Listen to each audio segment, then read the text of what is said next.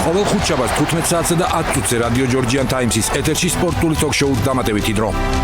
რადიო ჯორჯიან ტაიმსი FM 92 და 3 ვაკეთებთ იმას, რაც ვიცით.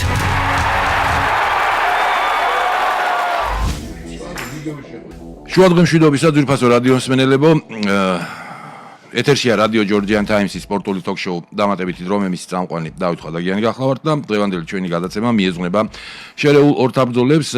ვისაუბრებთ პერსპექტივებზე, რა პერსპექტივები აქვს სპორტის ამ სახეობას ჩვენს ქვეყანაში, რა ხდება მის ფარგლებს გარეთ, რა წარმატებებს აღწევენ ქართველი მებრძოლები და ასევე იმაზე თუ ამ ერთი წლის მანძილზე რაც COVID პანდემია მსოფლიოს ასე ვთქვათ შეუქმნა პრობლემები და მათ შორის რა თქმა უნდა სპორტსმენებსაც როგორ ესახებათ მათ წარმომადგენლებს მისი მომდევნო ასე ვთქვათ განვითარება, წინსვლა, რა პერსპექტივებია, რა გეგმებია, აი ამაზე ვისაუბრებთ დღევანდელი ჩვენი გადაცემის სტუმრებთან. კომპანია კომასტერის თანადამფუძნებლები არიან დღეს ჩვენი სტუმრები, მსოფლიო ჩემპიონი შერეულ ორთაბრძოლებში იოსებ კობერიძე და მიხეილ ცილიკიშვილი, ვეტერანი შერეულ ორთაბრძოლებისა, მეოთხე დანის მფლობელი მწვრთნელი. ამდენი რეგალიები და იოსებსაც ძალიან ბევრი რეგალიები აქვს, თვითონაც მოგვახსენებს ალბათ გადაცემის სრულობისას.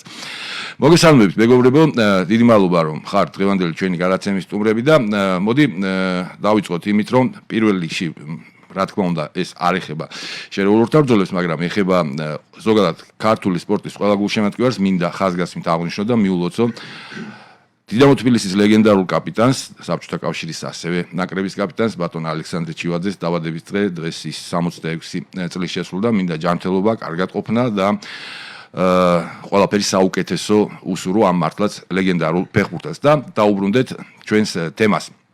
ერთი წელი გავიდა თითქმის თუ არ მღალატობს მიხსიერება, რაც თქვენ იყავით ჩვენი გადაცემის სტუმრები და მაშინ ასე ვთქვათ COVID პანდემია ახალი შემოსული იყო, ძალებს იკრებდა და რა თქმა უნდა უამრავი რეგულაციების გამო პრაქტიკულად შეუძლებელი იყო არა თუ შეჯიბრებების ჩატარება, არამედ ვარჯიშიც კი დარბაზები დახურული, ასე შემდეგ და ასე შემდეგ. ნელ-ნელა ეს რეგულაციები სულ ცოტა ხანია რაც ასე ვთქვათ შეიკვეცა, უკვე დაიშვა ხომ ვარჯიშების შესაძლებლობა მიეცათ სპორტსმენებს და მოდი იოსებ შენგან დავიწყებ.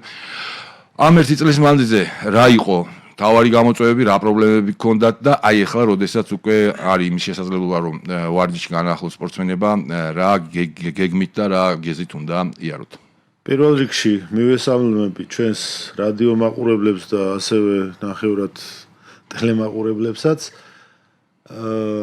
გასული წლის განმავლობაში ჩვენი ორგანიზაცია, არა მარტო ჩვენი ფირმა, არამედ საბრძოლო ფედერაციების სხვადასხვა სახეობები ყველანი ისე ვიყავით როგორც მთელი ჩვენი ქვეყანა, მთელი ჩვენი მსოფლიო. შარშან ამ დროს დაახლოებით ვიყავით თქვენთან გადაცემაში. ახალი ჩაკეტილი იყო ქვეყანა, როგორც ვცანეთ, მაგრამ შარშან მე როგორც გამოუსწორებელ ოპტიმისტს იმედი მქონდა რომ ავიცი ერთ თვეში გაიხსნება, ორ თვეში გაიხსნება. თუმცა გაიწელა ხო ეს ძალიან. ხო, დიახ, რეალობა სამწუხაროდ სხვანაირი გამოდგა. ეხა ოპტიმიზმის იმედს მაძლევს ის რომ კიდევ მესამეჯერ შეგვიშვეს სპორტ დარბაზებში. მოკლე პერიოდებით ხდებოდა ხო გახსნა ჩაკეტები. დიახ, ძალიან ჩავარდნები გარეთ ვარჯიში ახლა რამდენად შედეგიანია, წარმოგიდგენიათ და ასევე მაყურებლის დასწრება შეიძლება ეს ძალიან მნიშვნელოვანია. 30%-ის თუ არ მეშლება ზოგან ნახევრისაც და ეს მაძლევს უკვე ოპტიმიზმის საფუძველს, რომ რას და როგორ გავაკეთებთ მომავალში. მიშა, შენთან გადმოვალ იგივე კითხვით, ოღონდ ასე ვთქვათ იქიდან გამომდინარე რომ იყო ამხელა პაუზა, პრაქტიკულად აქ არაფერი აღარ ტარდებოდა ჩვენს ქვეყანაში, განსხვავებით თქვათ იმ დანა ვაითისგან, რომელიც ასე ვთქვათ უმაღლეს ლიგას ხომ, MMA-ის ბრძოლების უმაღლეს ლიგას ემზვანელობს, ახერხებდა ეს ადამიანი რომ სადღაც ეპოვნა ადგილები, სადაც მართალია მაყურებლების გარეშე, მაგრამ მაინც ტარდებოდა ბრძოლები. აი ამ მიმართულებით რაღაც ნაბიჯები უკვე გადაიდგა ხო ჩვენთანაც და იმ უახლოეს მომავალში იმედი მაქვს რომ აი როგორც იოსებმა ახსენა, მაყურებლების გარკვეული ნაწილის დაიშვება და ეს რაღაც სტიმულსაც მისცემს ალბათ უფრო მებრძოლებსაც და აი ამის თაობაზე რომ გითხრა, რა უახლოესი ნაბიჯებია მოსალოდნელი იგივე თქვენი კომპანიისგან და ზოგადად სპორტის ამ სახეობაში. პირველ რიგში მივესალმები რადიოსმენელს, ტელემაყურებელს, ასევე დაგეთანხმო იმაში, რომ ჩვენი დროის, ჩვენი პერიოდის უდიდესი სპორტსმენი ჩვენი საშა ჩივაძის დაბადების დღეა და მინდა აქედან მიულოცო ისე დილასაც მიულოცე ტელეფონის საშუალებით. რაც შეეხება ორთაბრძოლებს და კოვიდს. მარტო საქართველოში არ არის ეს და სწორედ აღნიშნა სოსომ, რომ შარშა ზუსტად ამ დროს ვაპირებდით უკვე, კონტრაქტი ქონდა გაკეთებული იმედის ტელევიზიასთან, რომელთანაც არ არის დარღვეული ეს კონტრაქტი. მაგრამ აი კოვიდის გამო ეს მარტო საქართველოში არ მოხდა, ეს მოხდა მთელი მსოფლიოს მასშტაბით, დაპაუზდა, ასე ვთქვათ, მსოფლიო. მაგრამ დღევანდელი მოცემულებებიდან გამომდინარე, როგორც ახსენე დანა უაიტი ატარებს, ჩვენთანაც ჩატარდა რამოდენიმე შეჯიბრი უკვე, ბიჭები რამოდენიმე გარეთ გავიდა უკვე გარეთ ჩაატარეს ბრძოლები და კიდევ მომავალი ბევრი ბრძოლები იქნება როგორც საზღვარგარეთ ასევე ქვეყნის შიგნით. მე მივესალმები ამას, მართალია ყველანაირი კოვიდ წესების დაცვით მიდის, მაყურებლების გარეშე და აშუქებს ზოგიერთი მედია საშუალება იმდენად არა, რამდენად უფრო Facebook გვერდი, მაგრამ აი ეს მეტი ჩართულობა უნდა იყოს ტელევიზიებიდან და იმედი მართლაც იმედის მომცემად გვიდგას გვერდში, რომელიც ძალიან დაინტერესდა სხვათა შორის შარშანაც და ყველანაირი უფრო პროექტში ლამაზი შესწორებები შემოიტანა, ისეთი ლამაზი შესწორებები ჩვენთან რომ მოგვეწონა აქედან როგორი მომენტია იცით, როდესაც ამ სპორტის პოპულარიზაციას აკეთებ, აქ აუცილებელი არის თითოეული სპორტსმენის, თითოეული მებრძოლის წარმოჩენა. აქ კეთდებოდა თითოეულ ესე გვაქვს პროექტში ჩადებული იმეთან ერთად, რომ კეთდებოდა თითოეულ მებრძოლზე თავისი პორტფელიო თუ სად როგორ პირობებში ვარჯიშობს, როგორ პირობებში ცხოვრობს. გამომდინარე იქიდან რომ ერთი წუთი შეგაწყვეტინე ბოდიში მსმენელი ყავს ხაზზე და გავაგრძელოთ ყავს საუბარი. გისმენთ თქვენ პირდაპირ ეთერში ხართ? ბრძანეთ. გისმენთ თქვენ პირდაპირ ეთერში ხართ? ისაუბრეთ. ზუსტად რა თქმა უნდა, ქართველებს ყველა პალავანს და ყველა მებრძოლს სურვებ ოქროს მედლებს და სხვადასხვა სინჯის მედლებს და დიდ წარმატებებს გაიხარეთ და წინ გევლოთ ყველამ და მე ესე იგი ერთი მოსაზრება მინდოდა და კითხვას რა. დიახ. რა თქმა უნდა, ჩვენ ძალიან გვიყვარს ეს სახეობა, კარგად ვიცნობთ აგერ სოსოსაც ეგერ ყავს კარატეში გოგიტა არქანია, ყავს ლევან მაყაშვილი საზღვარგარეთ და კიდე ბევრი ფალავანი და ბევრი ესეთი ძლიერი ხალხი უყურებთ ახლა ჩვენ ამ 25 წლის სიკატერის გვახსოვს როცა გამოდიოდნენ ეგრეთ წოდებულ ბოი ბესრაუში ცხრობილი ოლეგ ტაქტაროვი, 딘 სევერინი, ტანკებოტი და ასე შემდეგ. აქ თბილისის გამარჯვება ჩვენ ყავდა ძალიან მაგარი ის გემახსოვრებათ ზაზა ტყეშელაშვილი, გრომზაზა, როცა ჩამოდიოდა ცნობილი ვოლქანი და მაგარი ბრძოლები იმართებოდა 22 წლის წინ და აი ესეთი ხალხი და სხვათა შორის აი ესე კი ყველაზე ცნობილი სკოლა იყო ძიუძიჩოვსი, ყველას გვახსოვს ჩვენ ეს ცნობილი ბრაზილიური სკოლა, კი ბატონო. კლანი, კი ბატონო,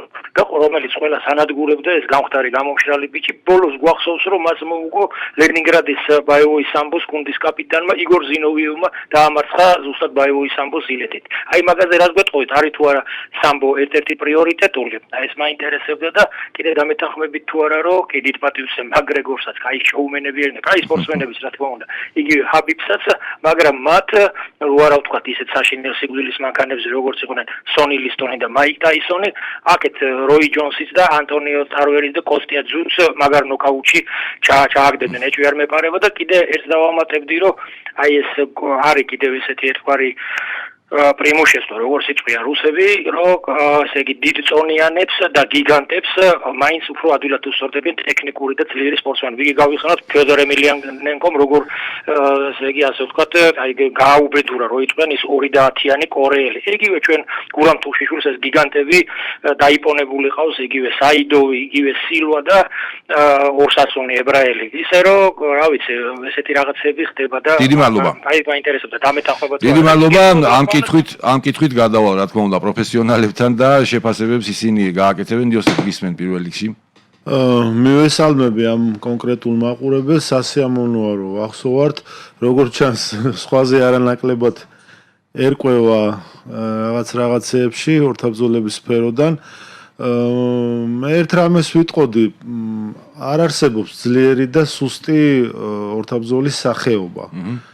არსებობს ძლიერი ადამიანი, ძლიერი მებრძოლი. ანუ ამას სამბოსთან დაკავშირებით ამბობ, რაც კითხვა დასვა. როგორც ჩანს, სამბოს სხვაზე უფრო მეტად გულშემატკივრობდა ეს კონკრეტული მაყურებელი და მე ასე ვიტყოდი რა, ეხა მილიონი მაგალითის მოყვანა შემიძლია, სადაც დაუშვათ ჯიუ-ჯიტსუ ჯობია სამბოს, იქ მოკრივე იმას მოუგო, ამან იმას მოუგო, ეს ძალიან პირობითი არის. ეხა ეს იყო ადრე პირველ სტადიაზე, როდესაც ეს ორთაბრძოლები დაიწყო, ეგრეთ წოდებული წესების გარეშე ერქვა, ეხა უკვე mixed fight შერეული. დიახ. ადრე იყო ეგრო, აი მოჭიდავე კარატის ეხა აღარ არის ეგრე ყველა თავისი ძლიერი მხარე აქვს. ყველა მაგრა ჭიდაობს, ყველა მაგრა ჩხუბობს, ყველაფერი იცის და აქედან გამომდინარე ყველაფერი არის ინდივიდუალური. მაგალითად იმის თვითონელი უფრო სხვა რეჟიმში ავარჯიშებს, ეს სხვა რეჟიმში რომელი რას იზავს, ეს უკვე რინგზე გამოჩნდება. გამომდინარე იქიდან რომ თვითონ სახეობას ქვია შერეული, აქედან გამომდინარე ყველა სპორტიდან, ყველა სახეობიდან უნდა აიღო ის, რაც შენთვის მისაღები და რაც შენთვის და ის უნდა გამოიყენო. ეს არის ზუსტად ტექნიკის გამოყენება. აქ არ არის იმაზე მნიშვნელობა, ის მძიმეა, დიდი გამოცდილება აქვს. თავარია შენ როგორ ივარჯიშებ, რასაც ჩვენ ახლა ამ წუთში მეც და სოსო ჩვენი კომასტერით ვემსახურებით, რომ ამ სპორტის პოპულარიზაცია მოხდეს, რომ წარმოჩინდნენ, რომ შემართებით იყვნენ ჩვენი მებრძოლები და ჩაერთნონ ამ შერეული ორთაბრძოლების სპორტში ვარჯიშით, ამისთვის ვიხწვით და ამისთვის ვაკეთებთ, აი პანდემიის გამო ისევ და ისევ ვახსენებთ, სხვა გზა არა გვაქვს, რომ უნდა ვახსენოთ ეს თემა. მოწადინებულები არიან გარკვეული ფირმები, გარკვეული ადამიანები, როგორც TV იმედი, ასევე სხვადასხვა ორგანიზაციები, რომ ამ კეთილ საქმეში გვერდში დაგვიდგნენ და მოვახდინოთ ამ სპორტის პოპულარიზაცია, ზუსტად მან გავჩერდით წეღარ მე რომ მთელ არა მარტო კავკასიაში, მთელ რუსეთში, მთელ პოსტსაბჭოთა სივრცეში. კი, ყველა ქვეყანაში მიდის ამ სპორტის პოპულარიზაცია და ბიჭების ახალისება, მებრძოლების ახალისება. მიშა რომ ეს ძალიან სანახაობრივი და უკვე პოპულარობა დღითიდღე იზრდება, არა თუ თქვა თვიდან თვემდე, არამედ დღითიდღე იზრდება და მილიონობით გამომწერი და მაყურებელი ყავს უკვე UFC-ის ბრძოლებს და არა მხოლოდ UFC-ის ბრძოლებს, MMA-ის ეგეთი საერთოდ რაც მიმდინარეობს. ამ თემას ერთი-ორ წინადადებას დავამატებდი მაყურებელმა და მსმენელმა, რომ არ იფიქროს, რომ მხოლოდ ეგრეთ წოდებული ბრძოლა წესების გარეშეთი უნდა შემოვიფარგლოთ. აქ საუბარი არის ყველა კონტაქტურ სახეობებზე.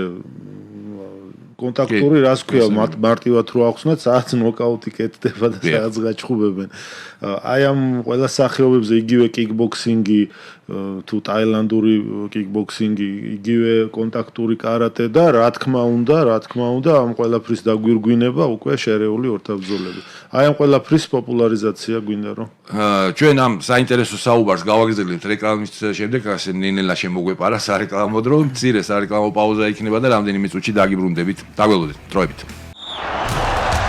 ყოველ ხუთშაბათს 15 საათსა და 10 წუთზე რადიო ჯორჯიან ტაიმსის ეთერში სპორტული ток-შოუ დამატებითი დრო.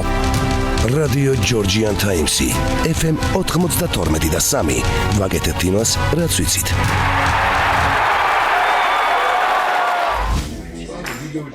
ვაშასე დავბრუნდით პატემულ რადიო მსმენელებო და ტელემაყურებლებო პირდაპირ ეთერში და მე დამავიწყდა მინდა ეხლა შევახსენო და უთხრა ვინც არის ის ჩვენს მსმენელებს და ვინც რადიოში უსმენს დაუშვათ ან Facebook stream-ზე უყურებს, რომ უკვე ტელევიზიის საშუალებით შეგიძლიათ უყუროთ ჩვენს გადაცემას.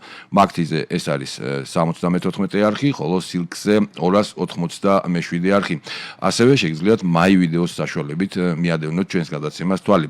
და შეგახსენებთ, რომ ჩვენ ვსაუბრობთ შერეულ ორთაბრძოლებზე, სტუმრები გვყავს სოფლიო ჩემპიონი იოსებ კობერიძე და შერეული ორთაბრძოლების მეოთხე დანის მფლობელი მიხეილ ცილკიშვილი.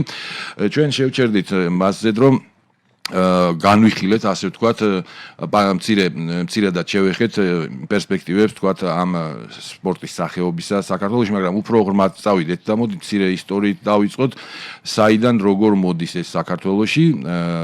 თქვათ იგივე თქვენი კომპანია რამდენად იყო ჩართული თავიდანვე ამაში და როგორ განვითარდა შემდგომლები და რა თქმა უნდა ქართველ სპორტსმენებს შევეხოთ როგორც შიდა ასპარეზზე, ასევე საზღვარგარეთ მით უმეტეს რომ იქ უმაღლეს ლიგაში უკვე 6 მებრძოლი გვაქვს, ხო? მოდი იოსებ, შენგან დავიწყოთ. კიდევ ერთხელ მივესალმები მაყურებელს და მსმენელს. ისტორიას რაც შეეხება 90-იან წლებში პირველად ჩატარდა სპორტის სასახლეში საქართველოს ჩემპიონატი წონითი კატეგორიების გარეშე ძალიან დიდი აჟიოტაჟი გამოიწვია ამან შემდეგ გამოვლინდა აქ ძალიან კარგი სპორტსმენები, მაგრამ სისტემა არანაირად არ იყო დალაგებული, როგორც ეხლა შედარება არა, რა თქმა უნდა, მაგრამ დიდი აჟიოტაჟი გამოიწვია ამან. შემდეგ აი საერთაშორისო ორთაბრძოლები რაც გვახსოვს, ძალიან გვასახელეს მაშინ, რა თქმა უნდა, საზად ყეშელაშვილმა, ძმებმა ბიცაძეებმა, აი ეს თავობა და შემდეგ უკვე აი 98 წელს ჩვენ შევქმნით ეგრეთ წოდებული საბრძოლო სამჭიდის ფედერაცია, იაპონურად შიდოკანი ქვია, რომელიც აერთიანებს კონტაქტურ კარატეს, ტაილანდურ ჩვეულებრივ კიკბოქსინგს და MMA, ანუ შერეულ ორთაბრძოლებს. ძალიან საინტერესო სახეობაა, ალბათ ახსოვს ესეც მაყურებელს, ნახევრად ასე ვთქვათ გზა MMA-ისკენ რა. აი ეს არის მოკლე ისტორია, ну შემდეგ გავმართეთ ბრძოლები, მე თვითონ სანამ რინგზე ვასპარეზობდი, იქ გახსოვთ ალბათ 2004 წელს პირველად რუსეთის ნაკრები ჩამოვიყვანეთ სპორტის სასახლეში. ძალიან ძნელად, მაგრამ მაინც დავამარცხეთ. უდიდესი რეზონანსი გამოიწვია, ასევე რა თქმა უნდა მეზობელი ქვეყნების წარმომადგენლები. აღარ დავასახელებ ნაკრებებთანაც გვიჭხუბია, იგივე სპორტის სასახლეში, ამერიკის ნაკრებთან და ასე შემდეგ. ეხლა ჩვენ უკვე გამოვედით ამ აქტიური სპორტსმენობის სტადიიდან, უკვე ისასაკი აღარა და როგორც გახსოვთ, მაგრამ ეს ანიშნავს რომ გვერდზე გადაიქით. რა თქმა უნდა, ერთი წლის წინ მე და მიშა ცილიკიშვილმა შევქმნით ესეთი პრინციპში ფირმა არის ეს ორგანიზაცია, ფირმა უფრო ნოკაუტის ოსტატი კომასტერ, რომელსაც გაფორმებული აქვს კონტრაქტი, შარშან გავაფორმეთ კონტრაქტი ტელეარხ იმედთან, მაგრამ პანდემია გააჩერა ყველაფერი და აი ჩვენი მიზანი რაც იყო მოკლედ თქვით და უფრო ცლად შეგვიძლია ისმენთ მიხეილ მიზანი რა თქმა უნდა წეგანაც აღნიშნე და ყოველთვის ვამბობ და ვიტყვი რომ არის ამ სპორტის პოპულარიზაცია. აქ არ არის მხოლოდ შერეული ბრძოლები, აქ არის კიკბოქსი, არის კონტაქტური კარატე. გვინდოდა სხვათა შორის ბოქსის ჩართვა გვინდოდა, რომ ბოქსის პოპულარიზაციაც ყოფილიყო ცალკე სახეობად. მაგრამ რაღაც ვერ გავერკვიეთ იმ კონკრეტულ მომენტში, რაზეც მიდის მუშაობა, რომ ეს პატარა პრობლემა აღმოფხვრათ რა. ხო, მოლაპარაკებები გამომდინარე იქიდან რომ პანდემიამ გაგვაჩერა, უკვე ეს მოლაპარაკებები აღარც წამოვიწყეთ, იქიდან გამომდინარე რომ გაჩერებული იყო და ვეღარ ვატარებდით ამ შეჯიბრებებს. უკეთესი დროის მოლოდნიში. უკეთესი დროის მოლოდნიში და მე მგონი მოვიდა ის დრო, რომ მე პირადად და ჩვენი ორგანიზაცია მივესალმებით ერთ-ერთ სწორ გადაწყვეტილებას ჩვენი ხელისუფლებისა, რომ თია წულუკიანი დანიშნა კულტურისა და სპორტის მინისტრად დიდ იმედებს ვამყარებთ, იმიტომ რომ თია თვითონ პიროვნებით თავისი პიროვნების სტრუქტურით არის ისეთი ადამიანი, რომ დაწყებულ საქმეს ბოლომდე აკეთებს და აკეთებს ხარისხიანად. კი, ნამდვილად. მებრძოლია ძალიან. და სხვათა შორის არ გამოვრიცხავ, რომ დიდი წვლილი შეიტანო ჩვენს გვერდში დგომაში. სხვათა შორის მინდა აღვნიშნო, რომ პირველი შეხვედრა ჰქონდა ახლა ფეხბურთის ფედერაციის პრეზიდენტთან და იქ ხაზგასმით აღინიშნა უკვე ამ სამინისტროს მიერ, რომ ყველა ფედერაციასთან და ყველა სპორტის სახეობის წარმომადგენლებთან იქნება ძალიან მჭიდრო კომუნიკაცია, კავშირი და მხარდაჭერა მათი. მივესალმები სწორი გადაწყვეტილება და უწონებ ამ გადაწყვეტილებას, როგორც პირადად თიას, ასევე მთელ ხელისუფლების იმ შტოებს, რომლებმაც ეს გადაწყვეტილება მიიღეს თიასთან დაკავშირებით. რა თქმა უნდა, ყველასთან უნდა იყოს სხვადასხვა მიდგომები არის რაგბთან, ფეხბურთთან, ორთაბრძოლებთან, ბოქსთან და ამ შემდეგ. ამიტომ ვიმედოვნებთ, რომ ეს შეხვედრა იქნება, ალბათ უახლოეს მომავალში, როგორც ახალ დანიშნული მინისტრი, ალბათ გამონახავს თავის დროზე ამ დროს და რა თქმა უნდა შეხვდება და ვილაპარაკებთ იმ საჭიროებო მომენტებზე, რაც აფერხებს ამ კონკრეტულ სპორტს, რაც აფერხებს ამ სპორტის პოპულარიზაციას და ალბათ უნდა დაგვიდგეს გვერდში, რა თქმა უნდა. მიშა, მინდა ჯერა და მინდა რომ ესე იყოს. ჩაგეკითხო, მინდა ანუ ის პროექტი, რაც თქვენ ახსენეთ, რომ არის გაფორმებული ხელშეკრულება და ჯერჯერობით დაპაუზებულია. დაახლოებით თქვენ წარმოდგენით, როდის შეიძლება რომ აი რეალურად დადგეს იმის წინაშე, რომ თქვათ აი სტარტს აიღებს, არ მინდა კონკრეტულ დღეზე, რა თქმა უნდა, საუბარი შეუძლებელია ამ წუთას, მაგრამ მოლოდინი როგორი არის და ისევ ამ თემასთან დაკავშირებით, თუ არის შემდგომში ჩაფიქრებული, რომ თქვათ ეს არამხოლოდ ქართული სივრცის ესე თქვათ შეჯიბრებები იყო და ქართული სპორტსმენები მონაწილეობდნენ, არამედ თქვათ იგივე უახლოესი ქვეყნებიდან იყვნენ მოწვეული მებრძოლები. რა თქმა უნდა, მე დღეს დილასაც მქონდა TVMED-ის დირექტორთან მიმოწერა, ალბათ განვაახლებთ ამ უახლოეს დღეებში უკვე ამ მოლაპარაკებებს, რომ დავლაგდეთ უკვე რა გავაკეთოთ, როგორ გავაკეთოთ, წეღანაც თქვით, რომ ბუკმეკერო ორგანიზაციასთანაც გვაქვს კონკრეტული მოლაპარაკებები და ალბათ ეს ორი მოლაპარაკება ერთმანეთს უნდა დავამტყიოთ, რომ ეს დაიძრას საქმე. რაც შეეხება მხოლოდ არა მარტო საქართველოში და არა ქართველებისთვის მარტო მხოლოდ ჩატარებას ამ ჩემპიონატი დაერქმევათ უბრალოდ შეჯიბრებები. მოგახსენებთ, რომ პანდემიამდე ისედაც ტარდებოდა, კიდაც თბილისშიც ვატარებდით, ბათუმშიც ვატარებდით. არის ესეთი წარმომადგენელი ბათუმში ორგანიზაცია მგლები რომ აბაშიძე, რომელიც ატარებდა ამებს და ყველანაირად გვერდში ვედექით იქ. სამსაჯო სისტემა იყო თუ უბრალოდ გვერდში დგომის, მაგრამ უჭირს ამ ორგანიზაციებს და ამ ჩხუბების ჩატარებას, იმიტომ რომ ვერ გამოინახა ისეთი პიროვნებები, ისეთი ადამიანები, რომლებიც გვერდში დაგიდგებენ კიდაც ფინანსურად. იმიტომ რომ მარტო და მხოლოდ ქართველებისთვის, საქართველოში მაცხოვრებლებისთვის რო ჩაატარო, ეს ცოტა აადვილებს ამ ყველაფერს, იმიტომ რომ ჩამოვა 2 დღე იქ აწონებზე იქნება და მეორე დღე ჩხუბი აქ და დაждდება მანქანას თუ მატარებელს და წამოვა კიდაც იმ ბათუმიდან. მაგრამ აქედან ჩამოყვანილებს უკვე იქ სასტუმრო უნდა. ეს უკვე სხვა თემებია, თორე ჩამოდიან აზერბაიჯანიდან, უკრაინიდანაც ყავდა ჩამოყვანილები. სასომხეთიდან, თურქეთიდან, ირანიდან, აგე პირველი ჩხუბი მაგალითად მოძმანაშვილმა ბათუმში ჩაატარა ირანელ მეტოქესთან და გაიმარჯვოთ, სადებიუტო ჩხუბი იყო ეს 2 წლის უკან, სანამ დაიწყებოდა პანდემია და მივესალმები და ისე ერთხელ კიდევ გადავა სოსოსთან, სოსო ქართველ მებრძოლებზე თქვა, ხო? 6 ყავს უმაღლეს ლიგაში, ასე ვთქვათ, და ძალიან წარმატებულები არიან ყოველ შემთხვევაში ბოლო წელი, მარცხი არც ერთს არ განუცდია, პირიქით იუმჯობესებენ რეიტინგს და შენი აზრით, რამდენად არის ეს სტიმული იგივე ადგილობრივი მებრძოლებისთვის, რომლებიც გადმოცემით კი არა და ვიცი ისედაც, რომ ძალიან პერსპექტიული ბიჭები არიან ბევრნი და რომელთაც ის მაგალითი აქვთ, რომ იგივე თოფურიასი, იგივე ჭიკაძის და ასე შემდეგ, რომ აი იქ მისასვლელად მათთვის გზა უკვე ასე ვთქვათ გაკვალულია. ერთადერთი სამწუხარო და საწყენი და ერთადერთი საწყენი და სამწუხარო ის არის რომ ყველა ის სპორტსმენი ვინც იქ არის უკვე მოხვედრილი პრინციპში ქვეყნის ფარგლებს გარეთ ვარჯიშობს და ისე მონაწილეობს შეჯიბრებებში. მაგ თემას რაც შეეხება მაყურებელს და მსმენელს აუხსნი, ვინც არის ის UFC არის უმაღლესი ლიგა ორთაბრძოლების, ანუ თქვათ როგორც ფეხბურთში ჩემპიონთა ლიგა, დაახლოებით ეგეთი. ეს ჩვენი ბიჭები, ვინც არიან მანდ მოხვედრილები, რა თქმა უნდა, ვიცნობთ, მეგობრობთ, დიდი ხანია.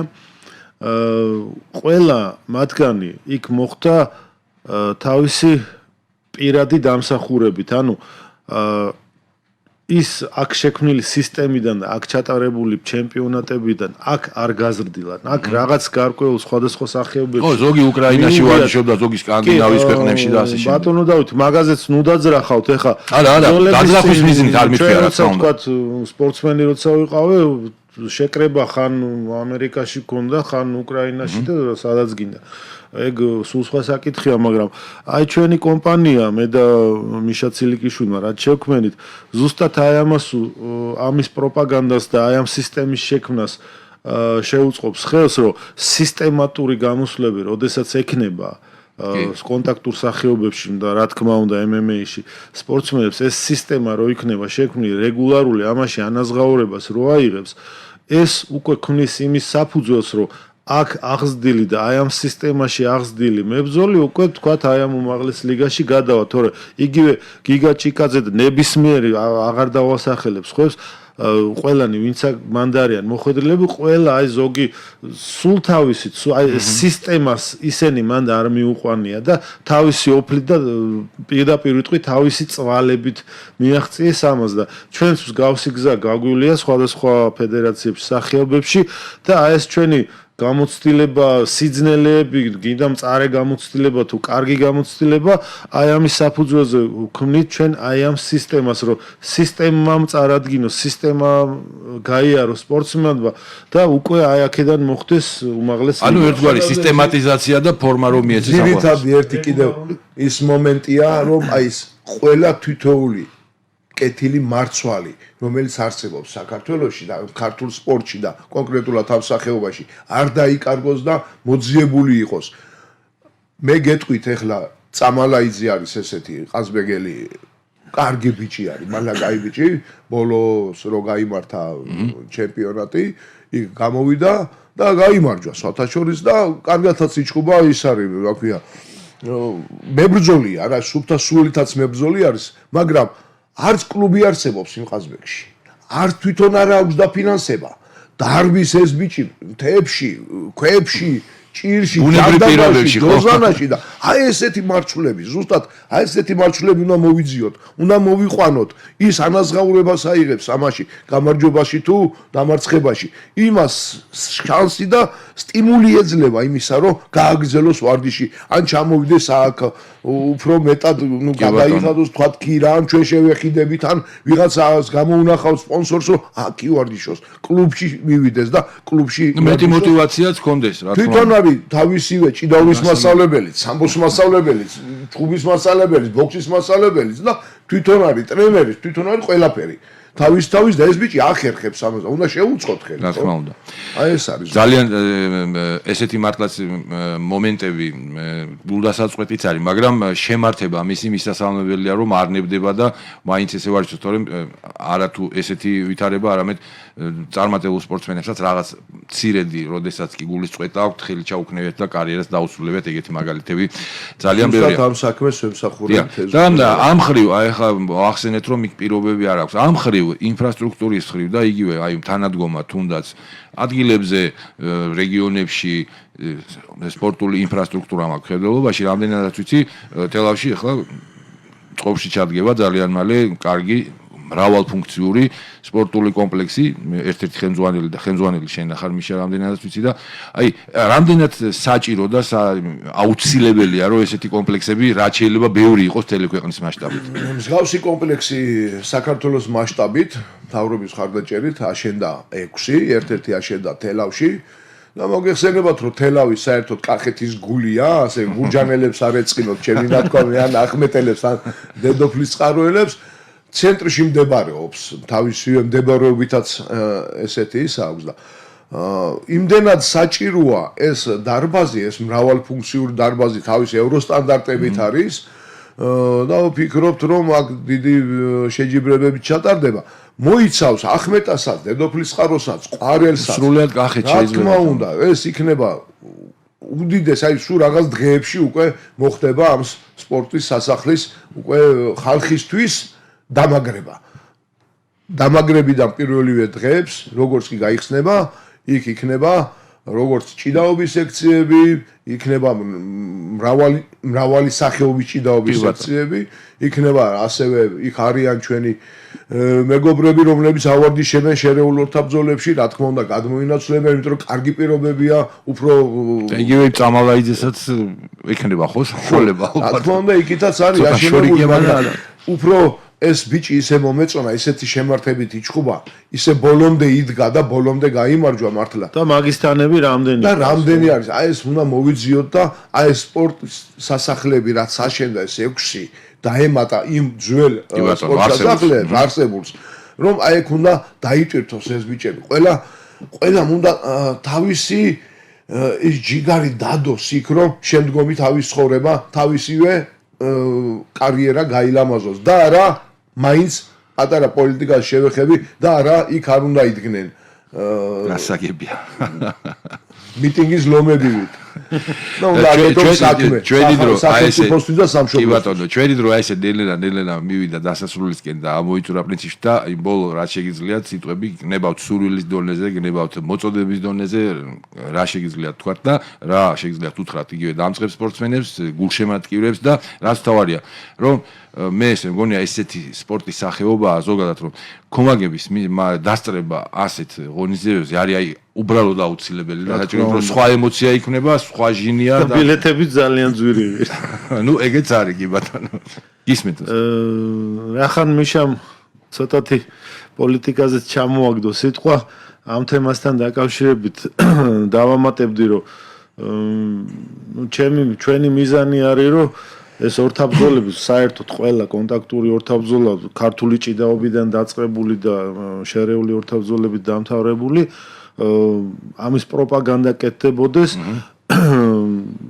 თუ სახელმწიფო დაგვიდგება გვერდში იქნება ძალიან კარგი თუ არა აგერ კერძო სტრუქტურები ხა იმედი კერძო არხი არის ჩვენი თვაკეთებთ ამას და ზოგიერთ ეგრეთ წოდებულ პოლიტიკოს და სინამდვილეში ფსევდო ვაი პოლიტიკოსები ხა რო არიციან რითი გაიკეთონ რეკლამა მაგალითად სპორტსმენებზე უცბად გადმოდიან შეტევაზე რა თქმა უნდა უშედეგოდ ყოველ მიუღებელია ხო აი ესეთ რაღაც უმსგავსო საქციელებს აქვს ადგილი და ნუ მაგასაც მიეხედება დამწყებ და მოქმედ სპორტსმენებს რა თქმა უნდა მე უსურვებ რომ თავარი არის სულიერი სიმტკიცე ბიჭებო ეხა ეს ყველაფერი გავლილი გვაქვს ამაზე ბევრად უარეს პირობებში ერთი გახსოვთ რა პირობებში ვარჯიშობდით მაგრამ მაინც რაღაც შედეგს მივახციეთ თავის დროზე და თქვენ ამასთან შედარებით ბევრად უკეთესი პირობებია მაგრამ ამაზე უკეთესი პირობები გვინდა სისტემა გვინდა შეგიქმნათ და